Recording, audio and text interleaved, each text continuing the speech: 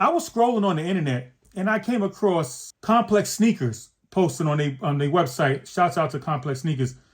I used to be a avid sneakerhead for years. I was instrumental in I really love sneakers. I love the design, I love the way they feel on your feet, and I love the way they made you feel. You know what I mean? It's amazing that how material items can make us feel better for a short period of time, but they don't think about how much material items can keep you broke as well. I just want to illustrate a point. I want to talk about this complex sneaker post because it's very significant and to show you exactly where we are heading far as debt is concerned.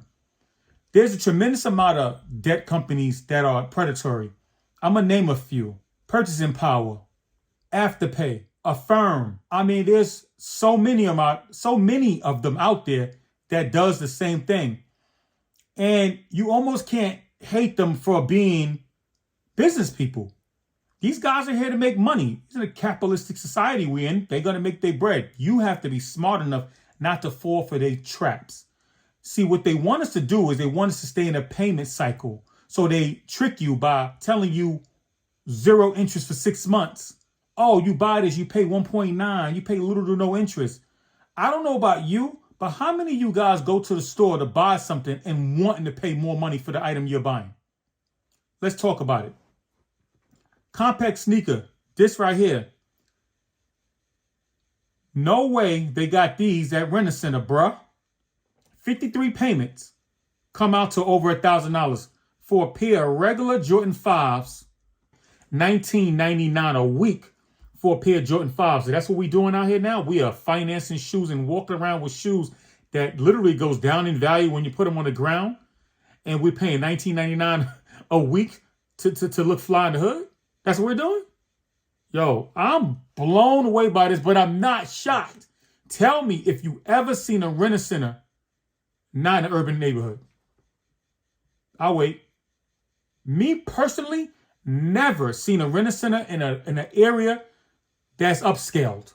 Never see. I always see Rent-A-Centers near bus stops in the hood, near pawn shops, near those fast-pay loan areas in the hood.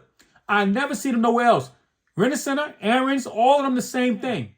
Now, no shade to those companies. They making bread. They do what they got to do. But come on, guys. We have to be smarter than that. We cannot fall for these traps. Who in their right mind should go into this store, buy a shoe for $19 a week? Are you serious? Is that serious? We really got to be that fly? Let me tell you something, man. Like I tell all my people that I work with, I work hard. I work a lot of hours. And why? Because I'm allergic to poverty. There's no way I want to stay in the hood. That's why I work so hard just so I don't have to do that. This mindset, I was there where I financed everything. So we have to be better than that. I had to learn the hard way, but I learned. There's no way I fall for this nonsense no more, and I don't want you to fall for it as well. Just because something is easy to obtain, that does not mean it should be in your possession. If you gotta go and throw a pair of sneakers on a layaway plan or a payment system, that means really you can't afford it. I hate debt so much right now, man. I don't like house debt. I don't like car debt. I don't like loans for nothing. I refuse to borrow any money, man. I don't care. Hey, listen, you do what you have to do to survive. By all means, I'm not telling people not to borrow money. If that's what you feel like you want to do to survive, do you. But I'm telling you, for our new generation, all these young people out here, we need to teach them not to fall victim to that. Everything they're doing is to make it easier. We think it is to make it easy for us, but no, it's to make it to replace us. You know what I'm saying? I don't know if you guys ever seen or ever used this thing called Chat GPT. Oh, look out. Oh, it's coming. It's already here. It's different. Yo, you don't have to do nothing no more. Kids don't even have to write reports no more. Kids don't have to do anything. They can just type in what they want and it'll do it for you. So what is that telling you? We got to teach our kids to be the ones behind programming that stuff. Be the ones behind fixing those things. That's what we're training our kids to be. Debt is dumb unless it cash flows. If I could do it all over again, I won't even buy a house the way I did. I'd do it the other way. Buy it, rent it out, make some money, and then keep doing that until I find something else to pay for my house. For real. That's the only way that makes sense. Other than that, it's just a huge liability. My homeboy said it best, man. Easy payments now make you work harder later. Trust me. The funny thing about the Rent-A-Center Jordan post is very simple. What's the difference of you financing a pair of sneakers for $20 a week than you pulling out your credit card to buy that same sneaker and paying interest on it every month?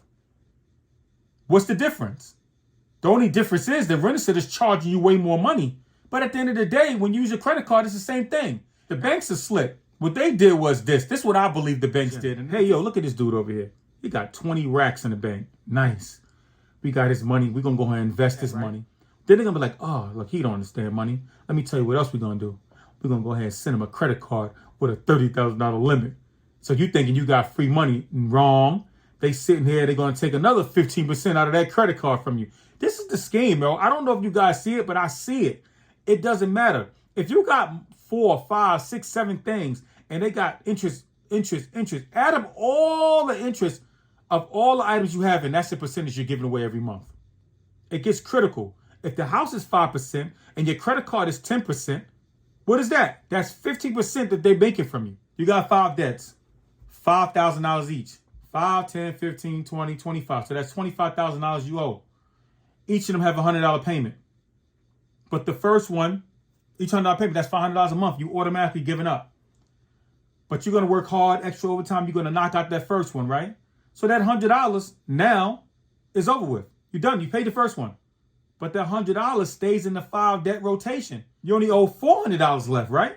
Of the next 4 bills, right? You only owe $400 worth of debt because you paid one. Wrong. That $100 that you paid off already, you're going to keep the $100 in the rotation. You're going to take that $100.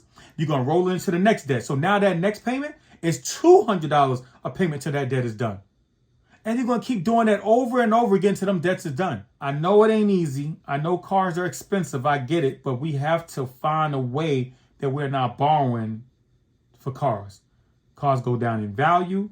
There's always a new car to come out every 4 years. You're always going to want a new car. Everybody wants to drive something nice. I get it. But if you make $70,000 a year, there's no reason why your car should be $50,000. There's nothing wrong with a budget, folks. You could budget your money to do what you want it to do. Just have to stick to it. It's not easy sticking to a budget. I change my budget in 2-week period. I think I changed it 62 times. It doesn't stop. I'm always trying to figure out what works. But I'm always trying to figure out what I'm going to eliminate.